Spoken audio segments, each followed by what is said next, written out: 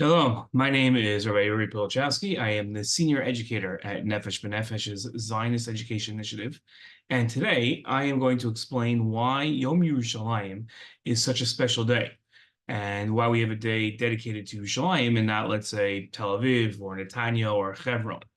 Yom Yerushalayim is on the 28th of Iyar, Chavches Iyar every year, and it is celebrated mostly in Yerushalayim with a parade, which we'll discuss a little bit later.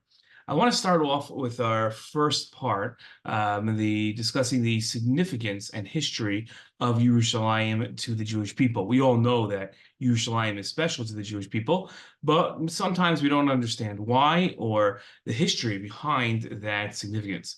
And the story that I want to start with is of Alexander the Great. Alexander the Great, you might know the story. The story appears in the Talmud and the Gemara in Maseches Yuma.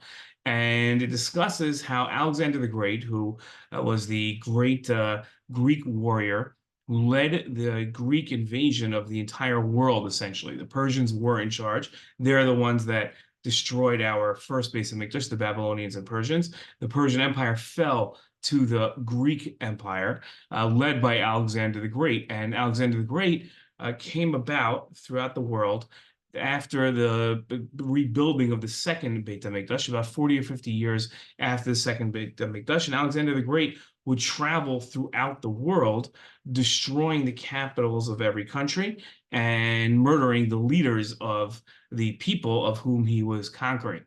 And that was the fear in Yerushalayim, was that he was going to come and destroy Yerushalayim a mere couple of decades after the Jews had rebuilt the second base of Mikdash after a 70-year exile in Babylonia. And now Alexander the Great was going to come and destroy everything.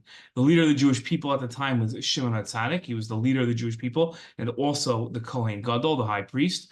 And he had clothes, as we know, the Kohen Gadol has special clothes, and those clothes are only to be worn in the Beit HaMikdash. The Jewish people watched as, on the one hand, Alexander the Great was coming up from the south, from the Negev, and Shimon HaTzadik put on his Kohen Gadol clothing, his special clothing, and left the Beit HaMikdash seemingly against the laws of the Torah. And the Jewish people were concerned as to why he was doing this. He said, "Follow me." They went and walked towards Alexander the Great's camp, only to be greeted with joy by his soldiers, thinking this is going to be so much easier than we imagined.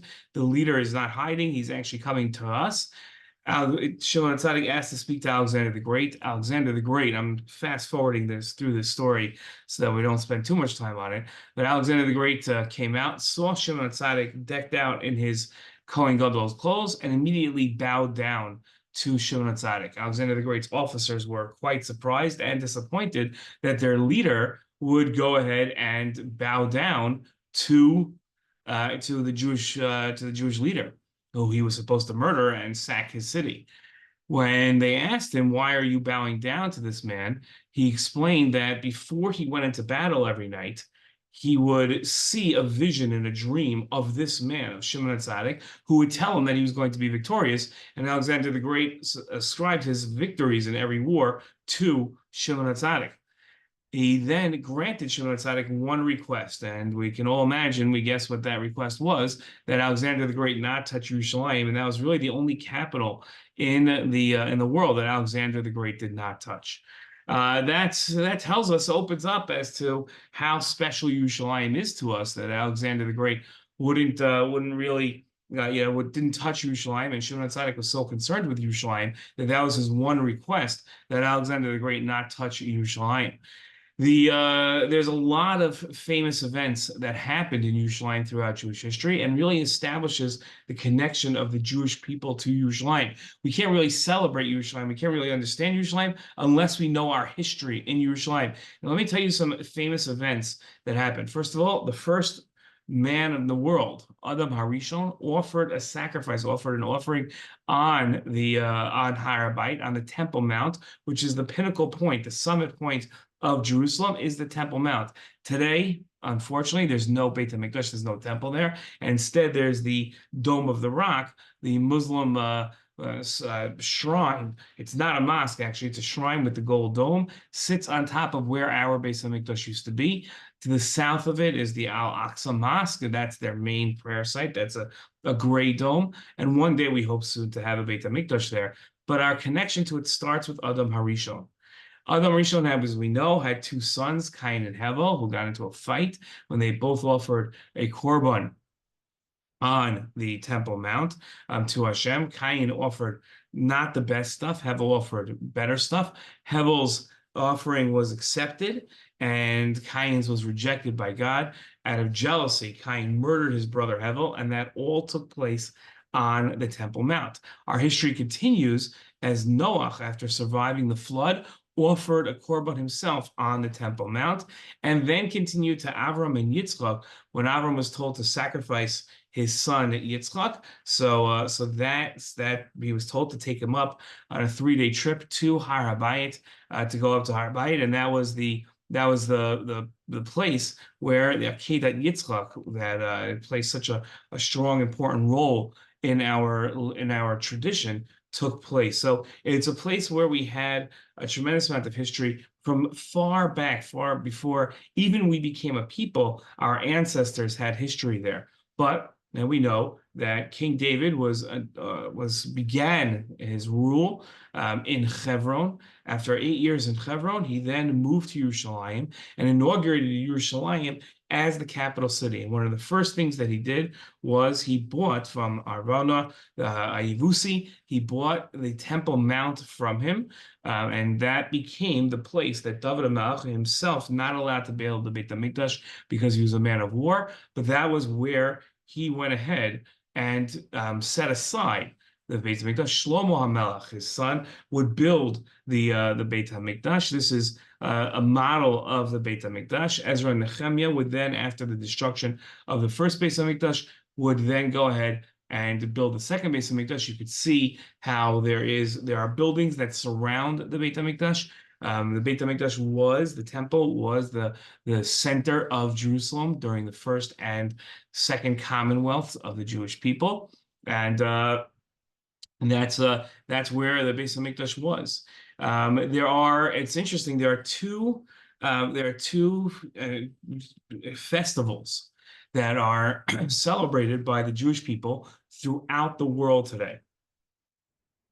Now, Orthodox Jews who follow the traditions of the Torah and follow Torah mitzvos, they celebrate many festivals. But there are two festivals that are observed even by non-religious Jews, especially here in Israel. And it's fascinating to watch because you could have people that don't do anything the entire year religiously wise, meaning purposely, let's say, praying or putting on tefillin or lighting Shabbat candles. They don't do any of that the whole year. But when it comes to these two festivals, they are very, very careful about it. And I'm talking about the Pesach Seder and the Yom Kippur. When it comes to the Pesach Seder, over 90% of Israeli Jews celebrate a Pesach Seder. They have a Pesach Seder, and over 90% of Israeli Jews fast on Yom Kippur. We don't have statistics for other countries like America or England or France, where there are a lot of Jews that live there as well. But when it comes to Israel, we know that even secular Jews who do not observe so many Torah mitzvahs, every Jew observes many mitzvot. If you think about it, right? Every time a Jew is kind to his parents, he's honoring his parents. That's a mitzvah.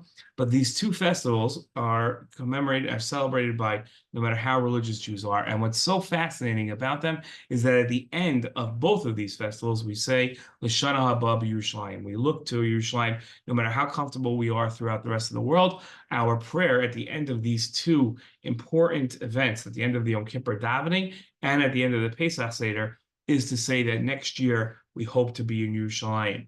And this shows that the Jewish people have an unbreakable bond with their capital, with Yerushalayim. It is a bond that will never be broken, and it goes back thousands of years. This isn't something that's new with the new founding of the state of Israel, but this actually is thousands and thousands of years ago, and it was It's a glorious time that today we get to have Yerushalayim, but to understand that our connection to Yerushalayim goes back thousands of years. And as we started with the story of Alexander the Great, was one of the main concerns and priorities of Jewish leaders throughout time. Now, let's fast forward from the times of the Beit HaMikdash to the times of 1967. In 1967, the map of our neighbors was very confusing to try to understand. If you look at this area, I'll try to point to it properly here. If you look at this area, so if you look at the yellow area that's in the middle of the map, so that's what the state of Israel looked like from 1948 until 1967. Okay, that's what this map looked like, and we're going to explain a bunch of different things that happened. But I want to first start with a story, and I'm going to go back in the slide here and tell this story. The story is that I heard it from somebody by the name of Rebbe Fisher, whose husband was the Av Beit Din, was the head of the Jewish court of Jerusalem up until about 10, 15 years ago. He unfortunately passed away a couple years ago, as did Mrs. Fisher. I knew them when they were a little bit older. And Mrs. Fisher herself was a high school principal for 40 years, a very, very formidable woman, a strong Jewish leader. And she told me a story of in 1967. In 1967, as we're going to explain, the Jewish people went to war. The state of Israel went to war against many, many different enemies, about 5 different enemies. And these enemies were ferocious and wanted to destroy the Jewish people, and they bombed, the Jordanians bombed Jerusalem. They started firing shells at Jerusalem. They had controls, we'll explain in a minute, about half of control, about half of Jerusalem, and the other half was where the Jews lived, and they would continuously, what's called shelling, they would send these bombs over in the air, firing them at the Jewish areas. And it was a dangerous, dangerous time. Mrs. Fisher lived in Mea Sharm at the time. She was a high school principal, and the Israeli government thought it would be safest for children to be in school during the times of bombings. There were shelters there. They felt that it was in school. Mrs. Fisher completely disagreed with this decision. She thought it was horrible. She thought that in scary times, children should be with their parents, and this was a scary time.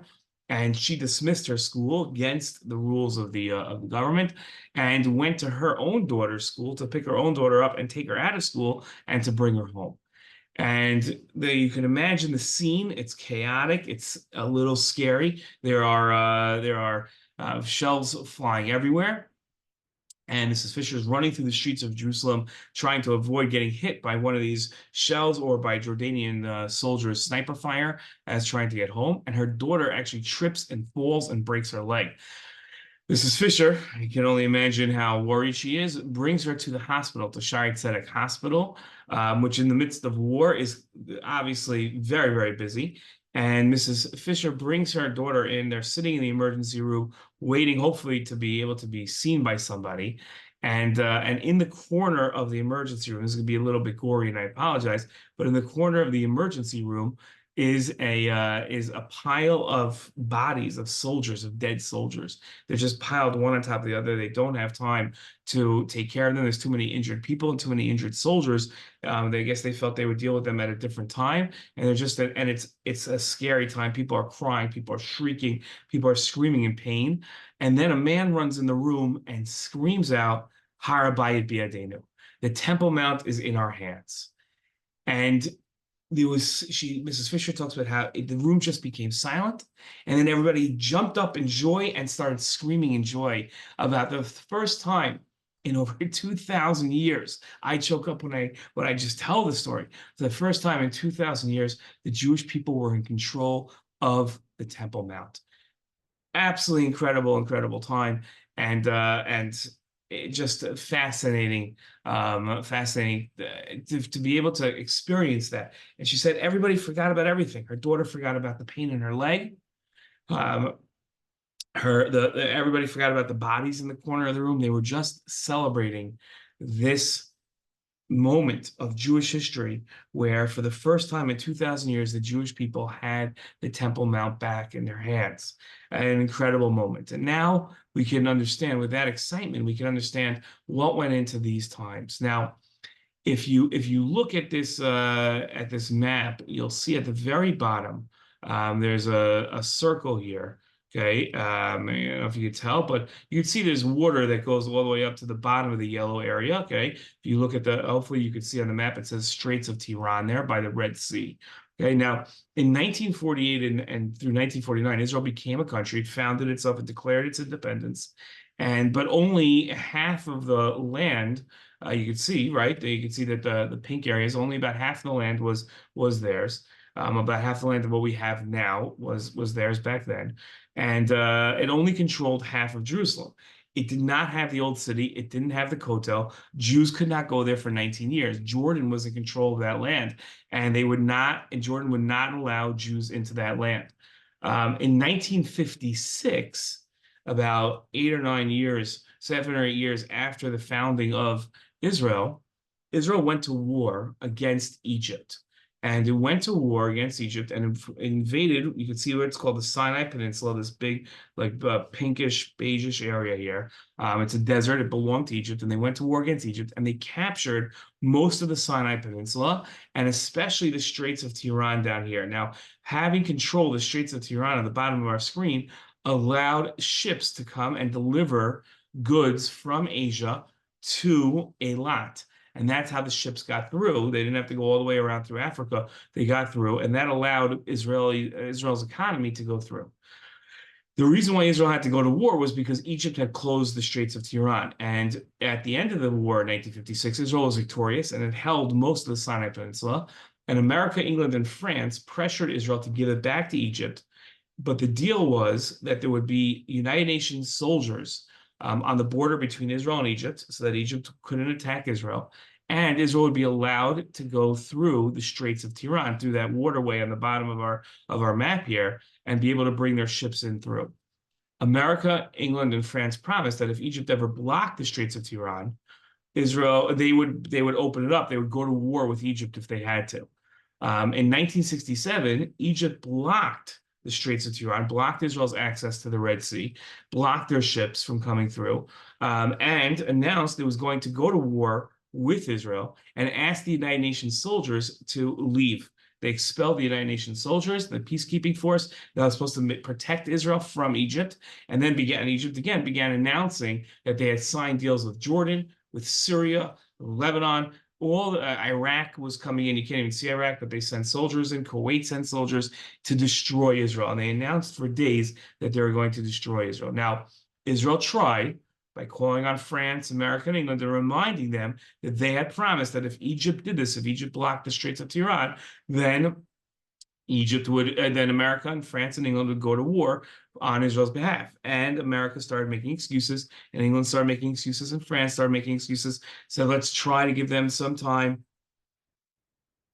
Maybe Egypt will change its mind. In all the meantime, Egypt kept saying, we're in control of this whole area, and we're going to destroy Israel very soon. So the 6-Day War began when Israel just said, okay, look, we're under international law.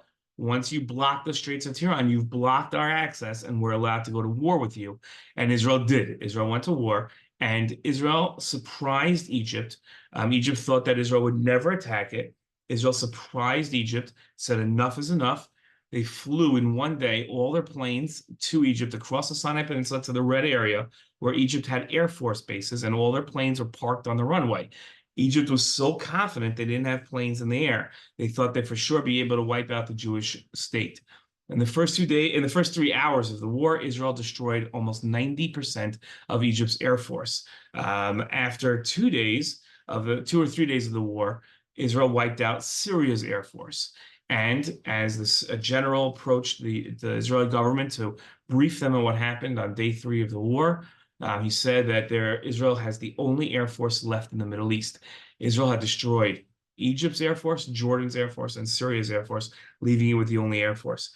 And most importantly, Israel defeated all its enemies in only 6 days and won the Sinai Peninsula, the West Bank, the Gaza Strip, what we call Judea and Samaria, and won all those areas, most importantly, Yerushalayim. On Chafbeth Iyar, Israel won Yerushalayim.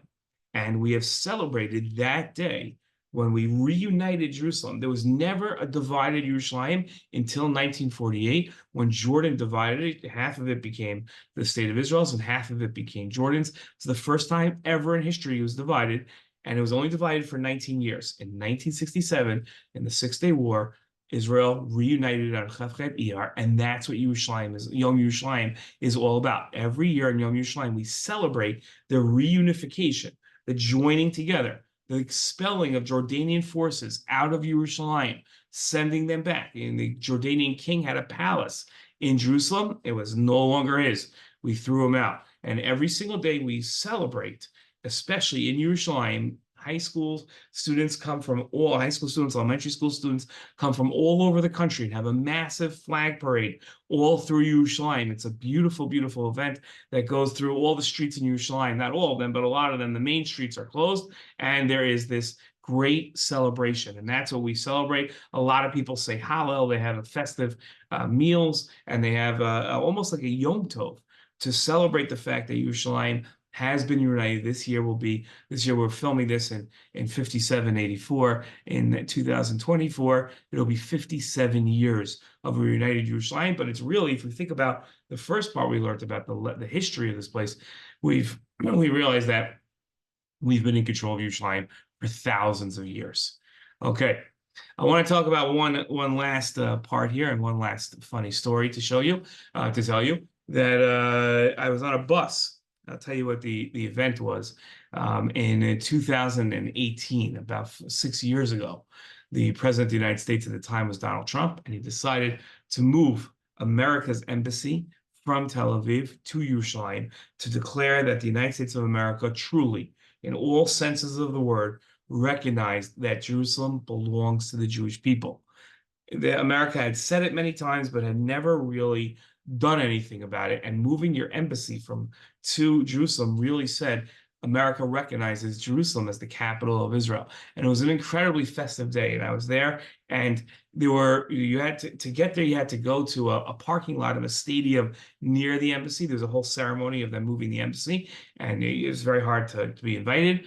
And I was very happy to be invited. I wanted to spend every minute of the day enjoying that day. So you had to go park your car at what's called a Teddy Kollek Stadium, which is a couple of minutes away from the embassy. And then there were buses that took you over to the embassy. And there were buses that left every 5 minutes. Well, I wanted to be on the very first bus. My good friends, Rabbi Ephraim Goldberg from Boca Raton, Florida, and Hillel Fold from Beit Shemesh, Israel. We all had the same idea. Let's be the first ones on the bus. We get on the bus. We look around, and we don't know anybody else. We're the only ones there. In fact, everybody looks very American, very, very American on the bus. This is in the middle of Yerushalayim. And as we start driving and we get close, we begin to see American flags, and we realize we're approaching the embassy. None of us had ever been there really before. And the whole bus breaks out into song, singing. And we ask everybody there, a very odd song, they start singing Haveinu Shalom Aleichem, which had nothing to do with Yerushalayim, really. We asked them, and they were non-Jews. They were non-Jews who felt that this was such a special day, that Hashem had blessed the Jewish people, and they wanted to be witness to it. That the world superpower, the United States of America, was getting up in front of the world and saying, yes, Jerusalem is Israel's capital. They wanted to recognize that, and they said it. So that was a very special day where we celebrated Yerushalayim. We celebrated America's recognition of Yerushalayim, and it was incredible. And today, Yerushalayim is a thriving city. It's an amazing city. I'm sure that if you're watching this, you've probably been to Yerushalayim, but if not, then you got to come see it. There are over 1 million people living in Jerusalem today. I'm hoping by the time you watch this, it's many more than 1 million. It has religious sites, high-tech companies, sports teams and sports stadiums, concert halls, and some of the best restaurants, kosher food, some of the best restaurants in all of the Middle East. It is an amazing city, and there's architecture to look at, history to look at, the present to look at. It is absolutely incredible. It's the seat of the Israeli government. It's where the Knesset is. It's where Israel's Supreme Court is. Every major institution in the Israeli government is found inside Yerushalayim.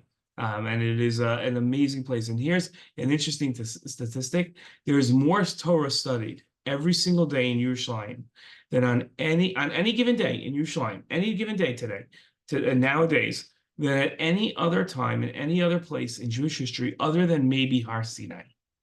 Think about that for a moment. There are so many yeshivas, so many schools, so many kollels in Yerushalayim, from seminaries for young women to yeshivas for young men to pensionary yeshivas for older people who are already retired, all studying Hashem's Torah in Yerushalayim. It's a dream that our ancestors really only dreamed about. They couldn't imagine this. It was a dream. It was something that was only going to happen when Mashiach came. Well, Mashiach hasn't come yet, unfortunately, but we've returned to Yerushalayim and we've made it an amazing city. We consider Yerushalayim our capital. Many other people want to take it away from us, but we're not going to let them. The United Nations tried in 1948 to make Yerushalayim an international city, to make it a city for the entire world. And that the United Nations would run it. We said no, and we're always going to have Yerushalayim.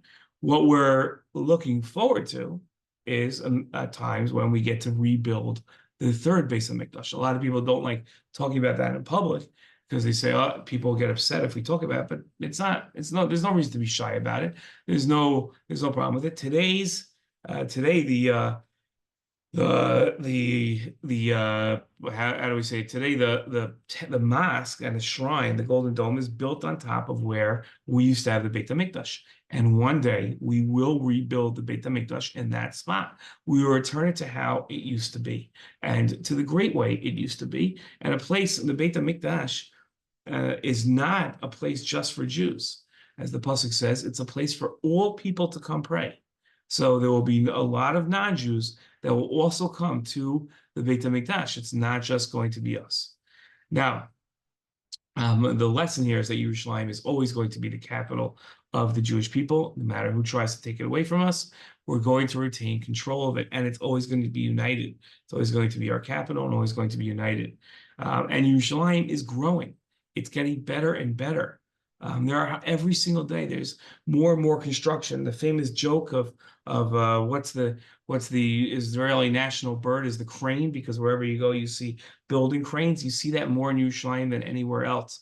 Every single day it seems there's another tunnel being built, another bridge being built, more houses are going up, more apartment buildings are going up, and it's exciting. It's exciting to watch Yerushalayim be built. I get to work at Nefesh every single day, which is found, its campuses, its Aliyah campus is right in the middle of Yerushalayim, and every day I get to drive into Yerushalayim and I pass through Har Tzofim, through Mount Scopus, which, if you remember the story from the Talmud of Rabbi Akiva, seeing foxes running through the Beit HaMikdash, that's where he was standing. And I see that from my car as I drive through, and you almost have to pinch yourself. It's a dream that we get to have Yerushalayim. Now, I hope that you enjoyed this lesson on Yom Yerushalayim. I hope that it spoke to you. I hope that you're excited about celebrating Yerushalayim. I hope you recognize how special of a time we live in today, a time that our ancestors could only have dreamt about, never even imagined. And I hope that the next time you come to Israel, you'll visit Yerushalayim and you'll remember the information that we learned today, the history that we learned, the significance of Yerushalayim, going back all the way to Adam HaRishon, to Cain and Hevel, to Noach, Avram and Yitzchak. You remember that Ezra and Nehemiah, King David HaMelech, built the Beis HaMikdash. David HaMelech set aside, and Shlomo HaMelech built the Beis HaMikdash. And I hope you remember all this wonderful history that we have here, and how we won in the Six-Day War, what many people consider a nace, a miracle, that we were able to retake Yerushalayim. And for the last 57 years, we've enjoyed having Yerushalayim. And I hope that you have a wonderful Yom Yerushalayim, and I hope that you get to spend it in Yerushalayim. Shalom. Thank you for joining me.